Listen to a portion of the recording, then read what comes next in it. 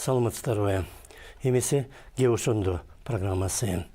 Экс-президент Роза Отунбаева кечүүнү президент Сооронбай Жээнбековго кайрылып, былтыртан бери камакта жаткан белгилүү саясатчы Өмүрбек Текебаевге ырайым кылып, аны бошотууну суранды. Отунбаевдын айтымында, Текебаев кыргыз соңку тарыхындагы эң көрүнүктүү саясатчылардын бири. Жылдын жыйынтыктарын чыгарган пресс-конференциясында Жээнбеков 19 декабрда Текебаев тууралуу суроого жооп берип жатып, бардык соттор чечим чыгарып, аны бекитип салганын жана сот системасынын ишине ал киргише албай турганын айткан.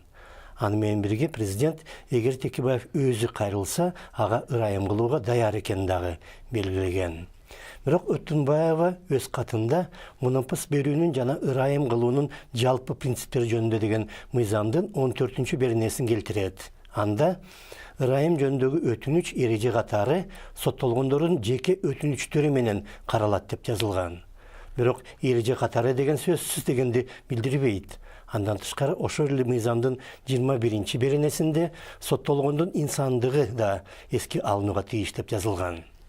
Аны менен катар ошол эле мыйзамга ылайык оңолуу жолуна түшпөгөндөргө да, өмүрүнүн аягына чейин кесилгендерге жана оор кылмыш жасагандарга же коркунучтуу өнөкөт кылмыш жасап соттолгондорго дагы эгер көңүл бурууга арзыган жагдайлар болсо, ырайым кылуу мүмкүн. Ал үчүн прокуратура, улуттук коопсуздук, жаза аткаруу органдарынын же коомдук уюмдар менен эмгек жамааттарынын өтүнүчү керек. Андай өтүнүч менен президентке парламенттин депутаттары дагы кайрыла алат. Ошондуктан экс-президенттин демилгесине кечээ күнү Жогорку кеңештеги 5 фракциянын жетекчилеринин баары Иса Өмүркулов, Алмамбет Шыкмаматов, Бакыт Төрөбаев, Алмаз Батырбеков жана Жыргалбек Турускулов кошулуп, Отунбаевдын катына кол коюп берди. Мындай кайрылуудан кийин Текебаевге ырайым кылуудан президент баш тартса, анын бул саясатчыга карата мамилеси өзгөчө экен же боштондукка чыкканда ал баштай турган ишмердиктен президент чочулап жатат деген сөздөр чыгышы мүмкүн. Ошол эле учурда тиги же бул саясатчы соттолсо, ага ырайым кылыш керек деген талаптар дагы көбөйүшү ыктымал жана бардык саясий туткундарды бошотуш керек деп да айтыла баштады. Бирок дал ушундай учурларда мамлекет башчы коомдук кызыкчылыктарды өз жеке каалоолорунан өйдө койгону текшерилет. Эгер ал чындап эле жалпы элдик президент болом десе, элдик кызыкчылыктарды көздөгөндөн коркпош керек. Текебаев жана башка саясатчылар үстүнөн уюштурулган соттор жасалма экенин жана алар кантип өткөнүн былтыр ар бир адам көргөн. Дагы бир орчундуу нерсе, мындай ырайым кылуу аракеттерине мамлекет башчылар кызматка жаңыдан киришип жатканда же кызматтан жуп кетер алдында барат. Ошондуктан убакыт өтүп кетти дегендер да чыгышы мүмкүн, бирок Кыргызстандын бүткүл эли Жээнбековдун биринчи президенттик жылы дээрлик толугу менен мурдагы президенттин таасиринен кутулууга корогонун көрүп билген. Ошондуктан дал азыр Текебаев жана башка саясатчыларга ырайым кылуу эски бийликтин таасиринен толук кутулгандын белгиси да болуп калышы мүмкүн. Мурдагы бийлик Текебаев менен Дүйшөнкул Чотоновго каршы сот ишин уюштурганы кыргыз тарыхында түбөлүккө кара так бойдон калат жана ырайым болуп боштондукка чыкса дагы Текебаев өз ишинин кайрадан каралышы үчүн баары бир күрөшөт.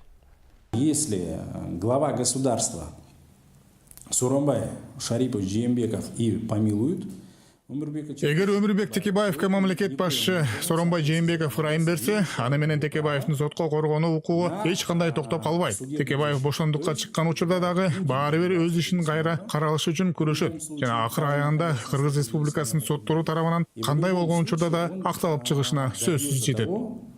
Добьются оправдания судами Кыргызской Республики.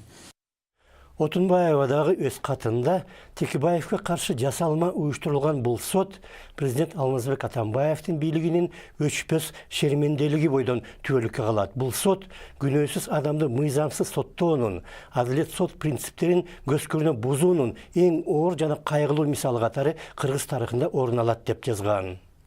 Башка өлкөлөрдүн мисалдарына кайрылсак, Америка президенттери кызматтан кетээр алдында дайым кылмыш жасаган деп күнөөлөнгөн бир нече адамга ырайым кылат.